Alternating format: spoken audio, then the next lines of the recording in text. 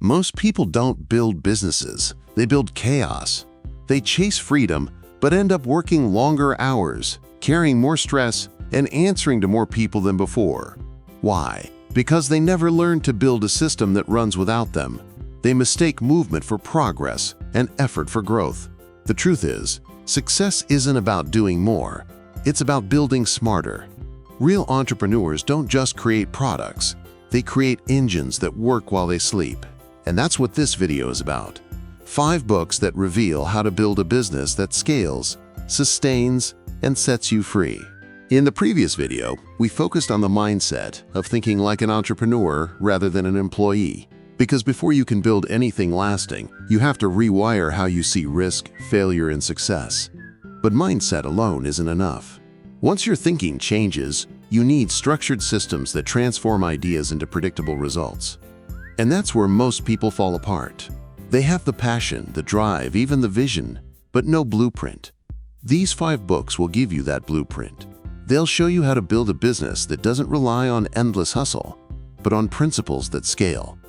From turning chaos into process, to creating offers that customers can't refuse, and finally designing a business that gives you time, not takes it away. So if you're serious about building something that lasts, make sure to subscribe, because what follows isn't theory. It's the framework that separates the entrepreneurs who burn out from those who break through. The first book is The E-Myth Revisited by Michael Gerber, a book that exposes one of the biggest lies in entrepreneurship. The belief that being good at your craft automatically means you'll be good at running a business. Gerber tells the story of a small-town baker named Sarah. She loved baking more than anything, so she opened her own shop. At first, it was exciting. The smell of fresh bread, happy customers, freedom at last. But soon, she was drowning in invoices, late nights, and exhaustion. Her passion had become her prison. That's the trap most entrepreneurs fall into. They start a business to gain freedom, yet end up becoming their own employees. They do everything themselves: sales, marketing, operations, believing that working harder will eventually lead to balance. It never does. Gerber's lesson is simple. Your business is not your job. It's a system that should work without you. He breaks it down into 3 roles every entrepreneur must balance: the technician, who does the work, the manager, who organizes it, and the entrepreneur, who designs the vision. When you learn to step back and build systems that others can follow, your business starts serving you instead of consuming you. The E-Myth Revisited teaches you to stop being busy and start being strategic. To document, delegate, and design processes so the machine runs smoothly, even when you're not there. This is the first blueprint for real freedom, turning passion into structure. And once your systems are in place, the next step is learning to test, adapt, and innovate before the world moves on from your idea. The second book is The Lean Startup by Eric Ries, a manual for every entrepreneur who's tired of wasting time on ideas that don't work. Ries began his journey inside failing startups, brilliant teams, big dreams, endless meetings, and still nothing that customers actually wanted. That's when he realized most businesses don't fail because of bad execution. They fail because they spend years building something nobody needs. His solution was simple but revolutionary. Treat every idea like an experiment. Build something small, test it fast, learn from feedback, and adjust before you run out of money or motivation. This is the build, measure, learn cycle, the heartbeat of every agile business. Instead of waiting for perfection, you release something imperfect but useful. Instead of writing a 50-page plan, you collect real-world data. Instead of defending your idea, you let your customers shape it. In a world that changes every quarter, adaptability beats certainty. The companies that win aren't the ones that plan the longest. They're the ones that learn the fastest. Ries challenges you to replace ego with curiosity. Every failure becomes information. Every small success is a signal to scale. For entrepreneurs, this means liberation. You no longer need to know everything. You just need to test everything. The Lean Startup isn't just a business book. It's a mindset of iteration, a reminder that progress loves momentum, not perfection. And once you master the rhythm of testing and adapting, you're ready for the next leap into the art of building something so unique that competition becomes irrelevant. The third book is 0 to 1 by Peter Thiel, a deep dive into what true innovation really means. Most entrepreneurs believe success comes from doing what others already do, just a little better. A slightly cheaper product, a slightly faster service, a slightly nicer design. But Thiel argues that real progress doesn't come from going from one to many, it comes from going from 0 to 1. Creating something new, not improving what already exists. He asks a simple question that every founder should wrestle with. What valuable company is nobody building? It's uncomfortable because it forces you to think beyond imitation, to think independently. Thiel's insight is that competition is for losers. Competing on price, features, or marketing might keep you alive, but it will never make you legendary. The greatest businesses, PayPal, Tesla, and SpaceX, didn't compete for attention, they redefined their category. Entrepreneurs who build monopolies of innovation don't ask, how can I beat them? They ask, how can I make them irrelevant? That shift from comparison to creation changes everything. But Thiel also warns that innovation without structure collapses. You need clarity, timing, and a clear vision of how the world should look once your idea succeeds. 0 to 1 isn't about being loud. It's about being right and daring enough to create something the world doesn't yet understand. Once you grasp that, the path to scaling becomes simpler. Because even the most brilliant product needs one final ingredient, an offer so irresistible that people feel foolish saying no.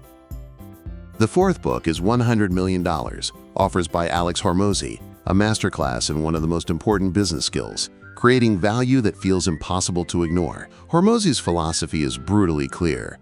You don't need a better product. You need a better offer. He explains that people don't buy what's technically best. They buy what feels like the best deal. The kind of offer that solves their pain so clearly, so completely, that saying no feels irrational. He breaks it down into a formula: dream outcome times perceived likelihood of achievement divided by time delay times effort and sacrifice. In simple terms, the more you can help people get what they want faster, with less effort and risk, the more valuable your offer becomes.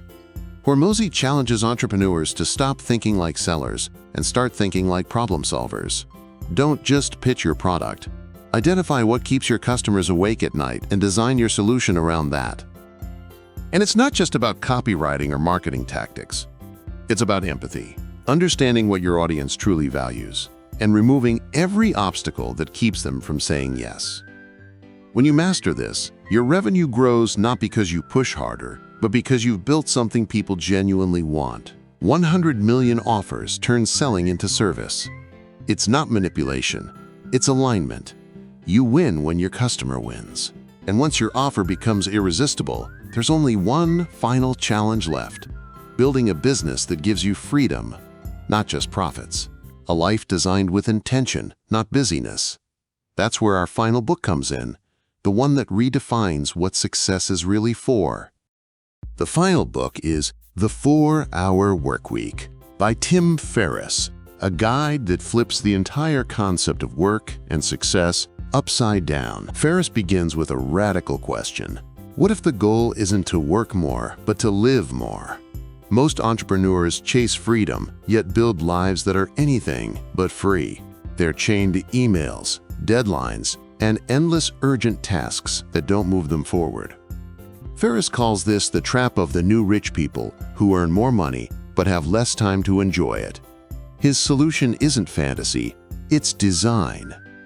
You build systems that eliminate what doesn't matter, automate what can be done without you, and outsource the rest. He introduces the deal principle: define, eliminate, automate, and liberate. Define what success truly means to you. Eliminate what doesn't serve it.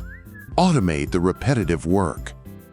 And liberate yourself from the belief that busyness equals importance. This book isn't about laziness, it's about leverage. It teaches you to measure results by impact, not hours. When you build your business around systems, trust, and clarity, you earn the most valuable currency of all: time. Ferriss's message is simple but powerful. You don't have to wait until retirement to live the life you want. You can architect it now, one deliberate choice at a time. And when you combine this mindset with the structure, innovation, and value creation from the previous books, something shifts. You stop chasing growth for its own sake and start designing a business that supports your life, not consumes it. Because in the end, the real measure of success isn't how big your business becomes. It's how free you become within it. Every one of these books gives you a piece of the blueprint for building something that lasts. The E-Myth Revisited teaches you to stop being the worker and start being the architect to build systems that can run without you. The Lean Startup reminds you to stay agile, to test, measure, and adapt faster than the world changes. 0 to 1 shows you that the only real competition is your own imagination, and that innovation starts with courage. $100 million. Offers gives you the language of value, how to serve people so powerfully that they can't imagine saying no. And the 4-Hour Workweek ties it all together by teaching you that the goal of business isn't endless growth, it's freedom. When you bring all these lessons together, you stop building chaos and start building clarity. Your business stops owning you and starts empowering you. If you haven't watched part 1 yet, The Mindset Shift, start there.